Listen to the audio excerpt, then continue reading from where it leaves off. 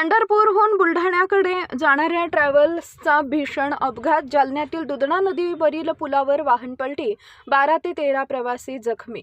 आज दिनांक 5 रोजी रविवारी सकाळी 10 वाजता मिळालेल्या माहितीनुसार पंढरपूर इथं लग्न समारंभ आटपून बुलढाण्याकडे परतणाऱ्या प्रवाशांच्या ट्रॅव्हल्सला जालना जिल्ह्यातील परतूरजवळ भीषण अपघात झाला. दुधना नदीवरील पुलावर चालकाचा वाहनावरील नियंत्रण सुटल्याने ट्रॅव्हल्स अचानक पलटी झाली.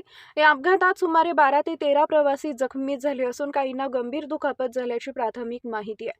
अपघातानंतर घटनास्थळी एकच आरडाओरड आणि गोंधळ उडाला. ट्रॅव्हल्समधील प्रवाशांनी मदतीसाठी आक्रोश केला. घटनेची माहिती मिळताच स्थानिक नागरिकांनी तत्काळ घटनास्थळी धाव घेत वाहनात अडकलेल्या प्रवाशांना बाहेर काढण्यास मदत केली.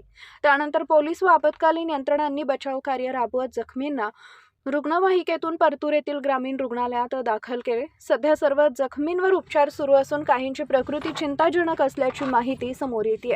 अपघाताचं नेमकं कारण अद्याप स्पष्ट झालं नसलं तरी चालकाचं नियंत्रण सुटल्यानं हा अपघात झाल्याचा प्राथमिक अंदाज व्यक्त केला जातोय.